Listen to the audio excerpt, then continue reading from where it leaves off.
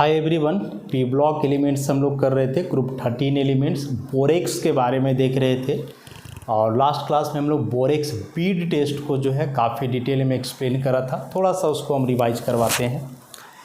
Borax bead test में हम लोग क्या देखे थे कि जो बोरेक्स है, बोरेक्स में प्रिज्मेटिक बोरेक्स Na2B4O7 10H2O, जब उस बोरेक्स को हम लोग हीट करते हैं तो वह फर्स्ट ऑफ ऑल जो वाटर मॉलिक्यूल जुड़ा हुआ है क्रिस्टलाइजेशन का वह हट जाता है, 10H2O वहाँ से गायब, बचेगा Na2B4O7 मतलब कि बोरेक्स ग्लास। जब उस बोरेक्स ग्लास को हम लोग अगेन हीट करते हैं तो हीट करने के बाद बोरिक एनहाइड्राइड और सोडियम मेटाबोरेट का फॉर्मेशन होता है। अब वहाँ से वह जो बोरिक एनहाइड्राइड बना है वह बोरिक एनहाइड्राइड अलग अलग मेटल आयन के साथ कंबाइन करता है और अलग अलग कलर देता है फ्लेम में, और उस फ्लेम कलर के आधार पे हम लोग बतला पाते हैं कि वह किस प्रकार का मेटल आयन है।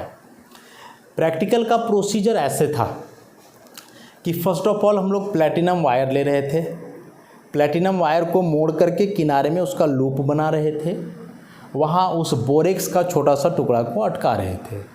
अटकाने के बाद उसको फ्लेम में जाके हीट कर रहे थे। फ्लेम में हीट करते जाओ तो देखोगे वह जो वाइट कलर का तुम क्रिस्टलाइन सॉलिड लिए थे बोरेक्स का, धीरे धीरे वह कलरलेस होते जाएगा और एकदम वाटर का एक पानी का जो एक बूंद दिखता है ना, एकदम वैसा ही ट्रांसपेरेंट दिखेगा। उसी को हम लोग बोलते हैं बोरेक्स बीड, मोती के जैसा दिखता है। बीड मैंने मोती वहाँ समझना है, वैसा एकदम पानी का एक बूंद जैसा दिखता है, वैसा तुमको दिखाई देगा।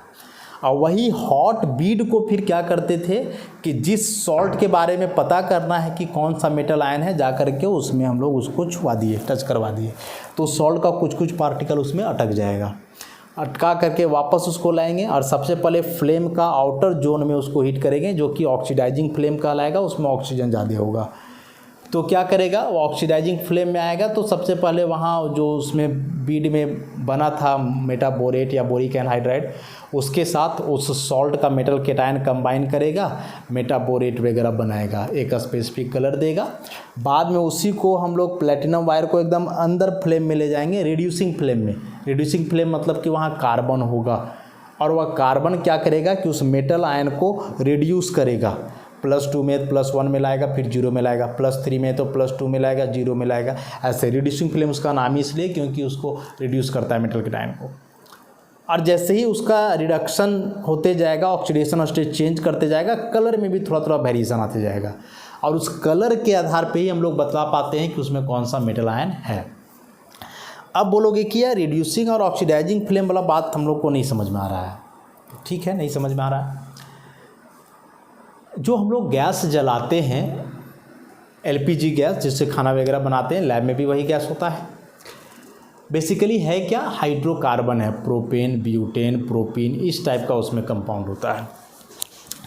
अब यदि उस गैस में भरा हुआ है हाइड्रोकार्बन, सपोज C4H10, तो जब इसको जलाओगे तो ये ऑक्सीजन से कंबाइन करके बना लेगा CO2 और H2O।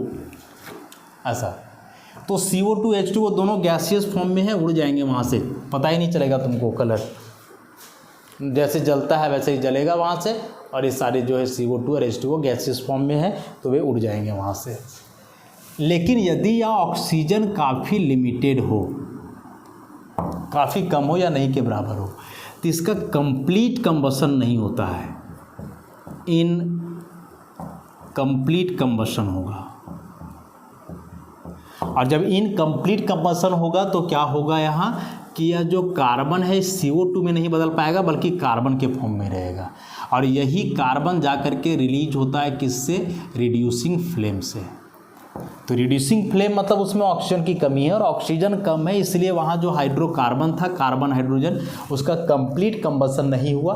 तो जो कार्बन को कार्बन डाइऑक्साइड में बदलना चाहिए था वो तब बदलता ना जब उसको एक्सेस ऑक्सीजन मिलता, लेकिन एक्सेस ऑक्सीजन मिल नहीं पा रहा है तो ये कार्बन के फॉर्म में रह जाता है, कार्बन डाइऑक्साइड में नहीं बदल पाता है। और यही कार्बन जा कर के फिर रिड्यूस करता है किसको, मेटल आयन को, हाइयर ऑक्सीडेशन स्टेट से लोअर ऑक्सीडेशन स्टेट में। तो यही कहानी है ऑक्सीडाइजिंग फ्लेम और रिड्यूसिंग फ्लेम का। तो इतना हम लोग देख चुके थे। अब हम लोग क्या करेंगे कि इस बोरेक्स के स्ट्रक्चर की बात करते हैं। बोरेक्स का क्या स्ट्रक्चर है उसके बारे में देखते हैं।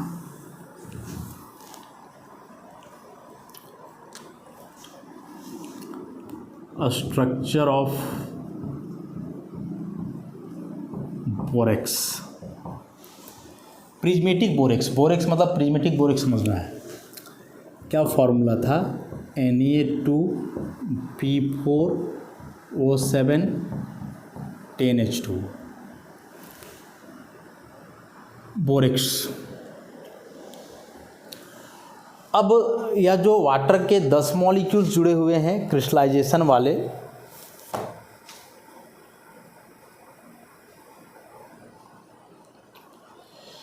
इसमें से 2 मॉलिक्यूल कंबाइन कर जाता है इधर, यहाँ से 2 H2O निकलेगा और जाकर के जुड़ जाएगा इसमें, और 2 H2O निकल करके जाकर के इस यूनिट में जुड़ेगा, तो यह बन जाता है ऐसा Na2P4O5 OH का होल 4। तो अब 8 बच गया। तो इसका एक्चुअल कंपोजिशन को हम लोग ऐसे दिखाते हैं, Na2B4O7 और 10H2O जो है प्रिज्मेटिक बोरेक्स। तो एक्चुअल में जो 10 मॉलिक्यूल जुड़े हुए हैं वाटर क्रिस्टलाइजेशन का, इसमें से 2 मॉलिक्यूल इधर से निकल करके इस यूनिट में कंबाइन करके पहले तो ऐसा चीज़ बनाते हैं। Na2B4O7 था तो 5 बचा, 2 ऑक्सीजन आ गया इधर। अब यहाँ से 2 H2O लिए थे तो मतलब 4 हाइड्रोजन, तो 4 हाइड्रोजन और 2 ऑक्सीजन, और बाकी 2 इधर से आया तो 4 हो गया, तो 4 हाइड्रोजन 4 ऑक्सीजन, 8 H2O का मॉलिक्यूल बच। तो इसका हम लोग मेन अरेंजमेंट समझते हैं इस यूनिट का। तो अब इस यूनिट में हम लोग साफ साफ देख रहे हैं कि 2 सोडियम आयन है, इसको अलग से लिखो, 2 सोडियम आयन है, इसके बाद B4O5 का यूनिट है और 4 OH माइनस है या OH ग्रुप है, ऐसे करके समझो। अब ये जो 4 बोरोन यहाँ से है ऐसे करके, इसमें से अलग अलग है। 2 बोरोन होता है sp2 वाले, जिसका अरेंजमेंट ट्राइगोनल प्लानर हो जाएगा, और बाकी 2 बोरोन हैं sp3 वाले, जिसका अरेंजमेंट टेट्राहेड्रल होता है। समझोगे बात को? सबसे पहले यहाँ से जो प्रिज्मेटिक बोरेक्स था, इसमें हम क्या बोले कि 10 मॉलिक्यूल जो क्रिस्टलाइजेशन का था, 2 आकर के इसमें जुड़ गया तो यह कन्वर्ट हो गया ऐसा। इसको मिलाओगे तो ऐसे हो जाएगा फार्मूला। अब इसका मतलब 2 सोडियम, 4 बोरोन, 5 ऑक्सीजन, 4 OH। तो ये जो 4 बोरोन है इसमें से अलग अलग है। 2 बोरोन एक जैसे sp2 हाइब्रिडाइजेशन वाले ट्राइगोनल प्लानर अरेंजमेंट के, बाकी के 2 sp3 वाले टेट्राहेड्रल अरेंजमेंट के, और ये जो 4 OH बचा, या चारों OH प्रत्येक बोरोन के साथ एक एक करके जुड़ा होता है। प्रत्येक बोरोन के साथ वह एक एक करके क्या होता है? जुड़ा होता है। कैसे जुड़ा हुआ होता है देखते हैं उसको स्ट्रक्चर से हम लोग। तो ऐसा सबसे पहले इसमें हम लोग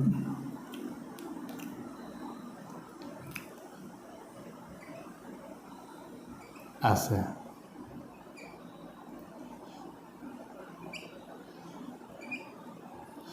देखो, ये दोनों बोरोन कौन से हुए बताओ?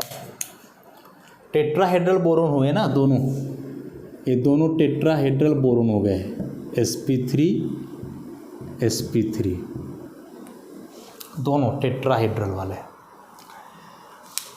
अब इसमें से यह जो ऑक्सीजन है ये बेसिकली OH वाला है।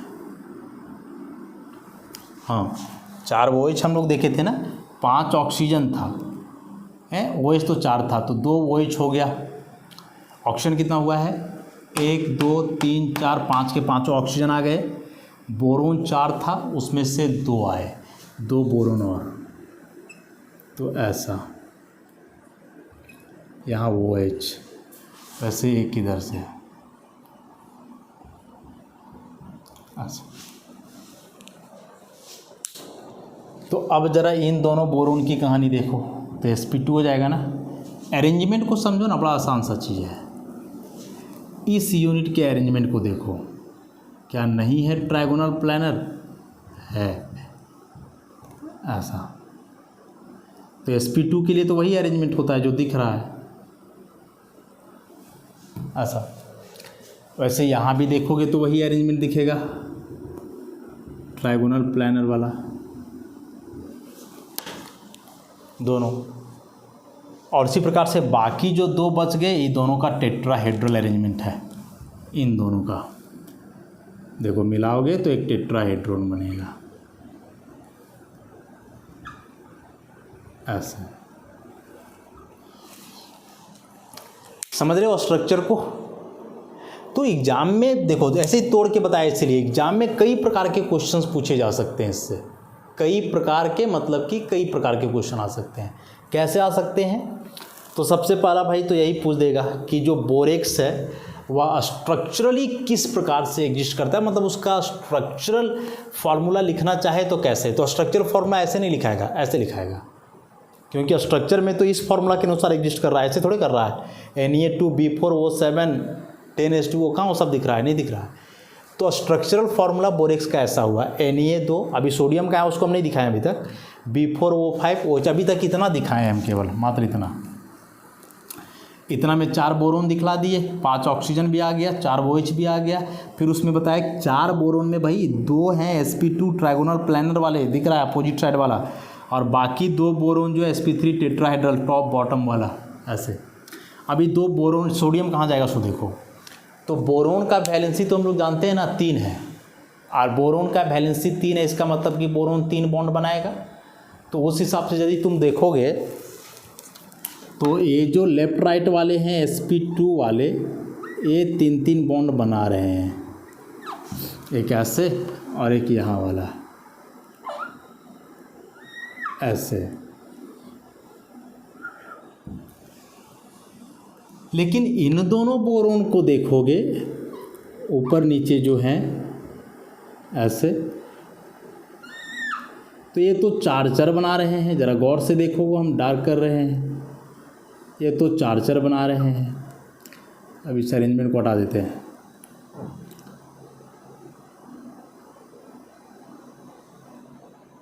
ऐसा, वैसे इस बोरोन को भी देख लो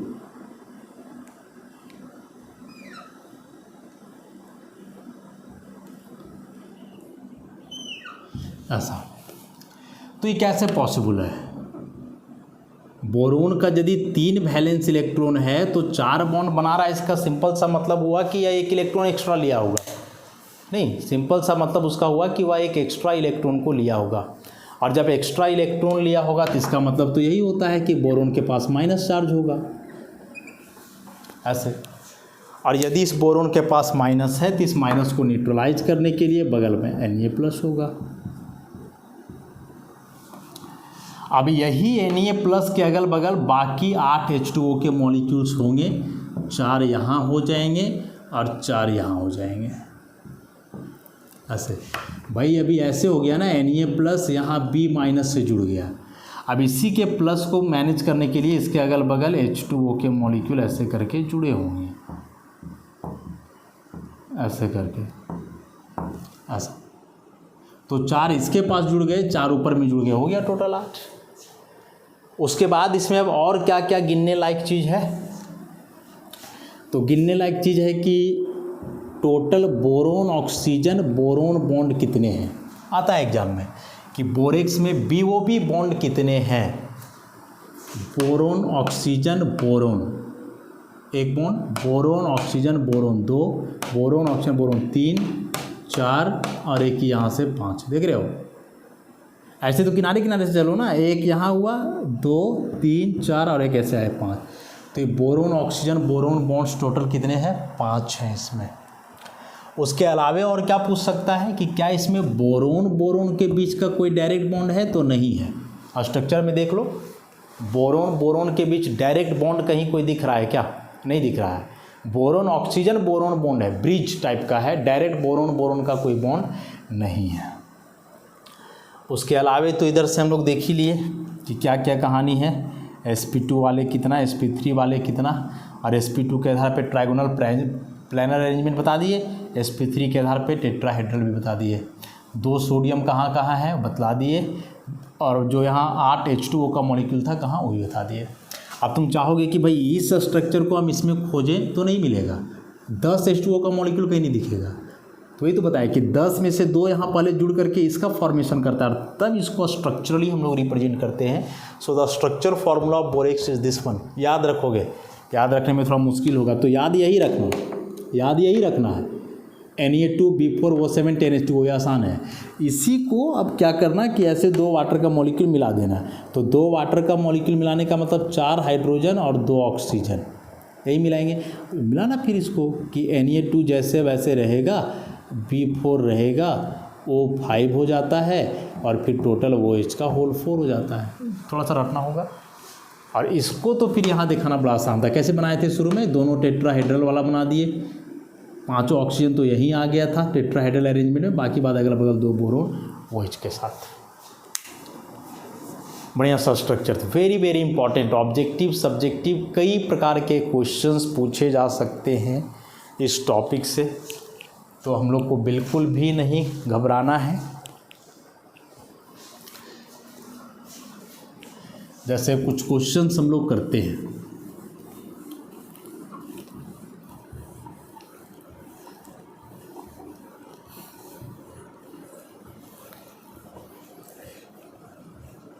क्वेश्चन को लिख ही ले हम लोग।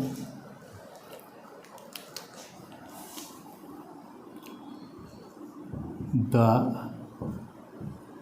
Structural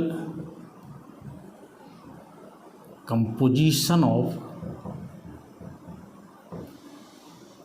borax can be given by A number में Na2B4O7 10H2O, Na2B4O7 5H2O, फिर Na2B4O5 OH का होल 4 8H2O। यहाँ चेंज कर देगा कुछ भी, B6 कुछ भी कर दे, वो 11 OH का होल 2 6H2O, कुछ भी कर सकता है, सही गलत कुछ भी दे सकता है ऑप्शन में। तो एक क्वेश्चन हो गया ये। Next, the number of BOB bonds in borax is, option रहेगा भाई 3 4 5 6। इन क्वेश्चंस को लिखते जाना है, क्वेश्चन नोट्स में नहीं है, लेकिन कैसा क्वेश्चन एग्जाम में आ सकता है ये तो जानना हम लोग के लिए ज़रूरी है, तो इसको हम लोग लिखते चलेंगे। वैसे और भी क्वेश्चंस बनेंगे।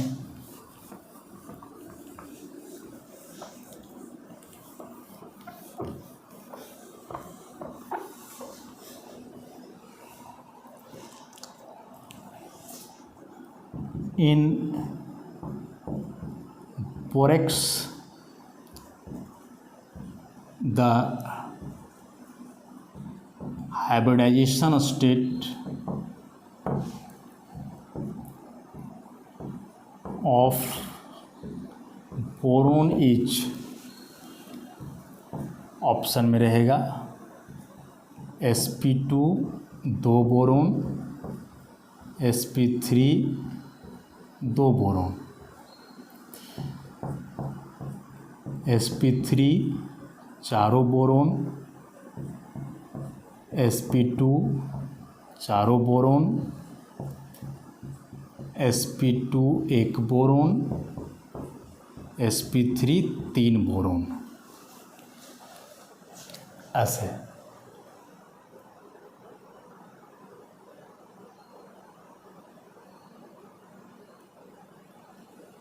Next,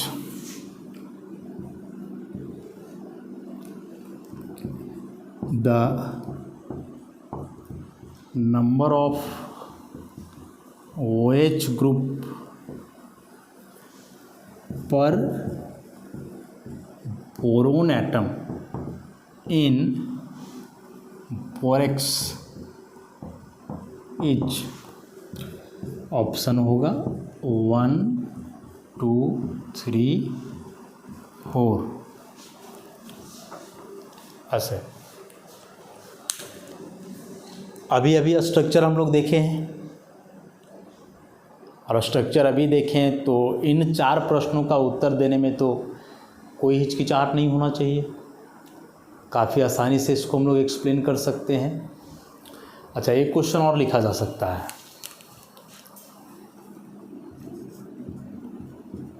in borax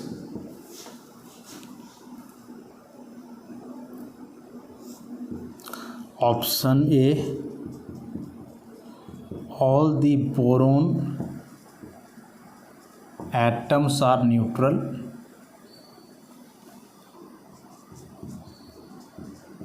two boron atoms carry positive charge,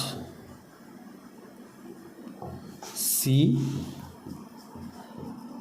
two boron atoms carry negative charge, and D, all boron atoms carry negative charge। ऐसे भी क्वेश्चन बना सकता है। स्ट्रक्चर पूरा दिमाग में होना चाहिए, क्वेश्चन पूछने के लिए किसी भी प्रकार से पूछ सकता है।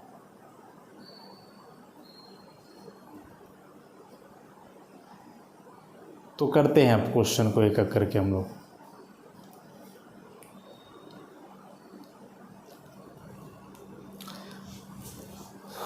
तो इसमें तो कुछ है ही नहीं। The structural composition of borax can be given by. Structural composition की जब भी बात करें, इसका मतलब इसके स्ट्रक्चर में क्या इसको लिखा जा सकता है। तो नॉर्मल फार्मूला तो ये है Na2B4O710H2O, लेकिन हम क्या बताएं कि 2H2O आ जाता है इधर 2H2O, तो यहाँ 8 बचेगा, डायरेक्ट पता चल जाना है। या फिर हो सकता है 8 8 वाला 2 दिया हुआ रहे, यहाँ भी 6 की जगह 8 ही दिया हुआ रहे। कुछ नहीं करना, अब 2H2O इधर आएगा, फिर मिलाकर भी तो देखना है क्या बनेगा, और जब मिलाओगे तो फिर ये वाला कंपोजिशन आएगा। देखिए पहले हम लोग। Next, the number of BOB bonds in borax is. नहीं रटा हुआ है, तुरंत से स्ट्रक्चर बनाओ कि बोरोन टेट्राहेड्रल दिखा दो, फिर एक बोरोन, इसका भी टेट्राहेड्रल दिखला दो, उसके बाद 2 ट्रायगोनल प्लानर ऐसे बोरोन, फिर यहाँ से भी तुरंत बन जाएगा। नहीं रटा हुआ है तो तुरंत बन जाएगा। अब गिन लो, 1 2 3 4 5 हो गया, डायरेक्ट पता चल गया। Next, in borax the hybridization state of carbon is. 2 boron का sp2 है, 2 बोरोन का sp3, चारों बोरोन का sp3 है, या चारों बोरोन एटम का sp2 है, या फिर 1 बोरोन का sp2 है और 3 बोरोन का sp3 है। तो साफ साफ है, ये 4 बॉन्ड जो बना रहा है अगल बगल, ये sp3 वाले थे, और ये जो 2 बॉन्ड्स अगल बगल बना रहे हैं ये sp2 वाले थे। ऐसा तो क्वेश्चन, इससे आंसर जो है ए नंबर सही आंसर है ऐसा। Next, the number of OH group पर boron atom in borax is. कि बोरेक्स का स्ट्रक्चर में एक बोरोन एटम के पास कितना OH ग्रुप लगा हुआ है, एक बोरोन के पास कितना OH लगा हुआ है। तो कहाँ कहाँ OH था, प्रत्येक के पास तो था, ऐसे सबके पास एक एक OH था। देखो हर बोरोन के पास एक एक OH है, तो पर बोरोन एक OH हो गया, तो करेक्ट आंसर इसका ए नंबर हो जाएगा। और लास्ट में कि in borax all the boron atoms are neutral. कि इसमें चारों बोरोन न्यूट्रल हैं, नहीं है। कैसे स्ट्रक्चर बताए थे कि जो टेट्राहेड्रल वाले हैं इनमें नेगेटिव होता है, तो 2 बोरोन पर नेगेटिव है, बाकी 2 न्यूट्रल है। तो ऑप्शन में है all the boron atoms are neutral, 2 boron atoms carry positive charge कि 2 पे प्लस है, या फिर 2 बोरोन नेगेटिव चार्ज। तो सही आंसर ही हो गया, 2 बोरोन पे नेगेटिव है बस। तो 2 पे नेगेटिव है मतलब बाकी 2 बचा हुआ न्यूट्रल ही होगा, पूरा लिखा हुआ ऐसे नहीं रहेगा। तो ऐसे करके ऑब्जेक्टिव क्वेश्चन जो है बन सकता है बोरेक्स का केवल स्ट्रक्चर से। तो इन सारे क्वेश्चंस को आप नोट्स में कर लोगे, एग्जाम में मे भी डायरेक्ट इन्हीं में से कोई क्वेश्चन आ जाए, स्क्रीनशॉट वगैरह लेकर के लिखोगे अपने बाद में। अब आ जाते हैं बोरेक्स का uses. What are the uses of borax. क्या यूज है बोरेक्स का। तो एक तो हम लोग देखें क्वालिटेटिव एनालिसिस में मेटल आयन के बारे में पता कर सकते हैं, इसको हम लोग बोरेक्स बीड टेस्ट के मदद से। तो एक यूज़ तो डायरेक्ट पता चल गया हम लोग को, जब हम लोग एनालिसिस करते हैं किसी भी सॉल्ट में एसिड और बेसिक रेडिकल्स का, तो जो बेसिक रेडिकल्स है मतलब मेटल केटायन, उस मेटल केटायन के बारे में पता किया जा सकता है कि एक दिए हुए सॉल्ट में कौन सा मेटल केटायन है, बोरेक्स बीड टेस्ट के माध्यम से। इसके अलावा बोल रहा है कि बोरेक्स का इस्तेमाल हम लोग करते हैं ऑप्टिकल ग्लास बनाने में, क्योंकि बोरेक्स बीड बनता है ट्रांसपेरेंट, तो ग्लासेस वगैरह भी इससे बन सकते हैं। यूजेज ऑफ बोरेक्स, तो सबसे पहला तो borax bead test, borax bead test के रूप में, जिसमें हम लोग मेटल केटायंस के बारे में पता करते हैं, सारे नहीं कुछ कुछ स्पेसिफिक जो कलर देते हैं। इसके अतिरिक्त बोर्डा ऑप्टिकल ग्लास बनाते हैं, इससे सोप्स वगैरह भी बन सकते हैं, ड्राइंग ऑयल्स भी बनते हैं। उसके बाद इसमें सोल्जरिंग, जो सोल्जर होता है, सोल्डिंग जो करते हैं ना, जैसे मेटल वायर, दो वायर ऐसे जुड़ा हुआ है आपस में, टूट गया तो इसको जोड़ने के लिए सोल्डिंग किया जाता है। एल्युमिनियम फॉइल वगैरह जो लगा हुआ रहता है, गर्म करने के बाद यहाँ से इसको करोगे तो दोनों आपस में चिपक जाएगा, तो वहाँ भी इसका इस्तेमाल किया जाता है, soldering and welding, soldering and welding. उसके अतिरिक्त बोल रहा है कि एंटीसेप्टिक के जैसा भी काम करता है यार, तो इसका इस्तेमाल एज एन एंटीसेप्टिक भी कर सकते हैं हम लोग। एंटीसेप्टिक कीटाणुओं को मारने के लिए, जो इन्फेक्शन वगैरह होता है उससे निजात पाने के लिए, जैसे बोरोप्लस डेटॉल वगैरह होता है, वैसे ही भी एक एंटीसेप्टिक के रूप में इस्तेमाल किया जा सकता है। वॉशिंग पाउडर का मैन्युफैक्चर के लिए भी इसका इस्तेमाल करते हैं हम लोग बोरेक्स का। तो इस तरह से यह जो टॉपिक था बोरेक्स पूरी तरह से समाप्त हुआ, नहीं, प्रिपरेशन, प्रॉपर्टीज, स्ट्रक्चर और लास्ट में यूजेज। क्वेश्चन क्या ऑब्जेक्टिव बन सकते थे स्ट्रक्चर से, उन क्वेश्चंस के बारे में जो है हमने डिटेल करा।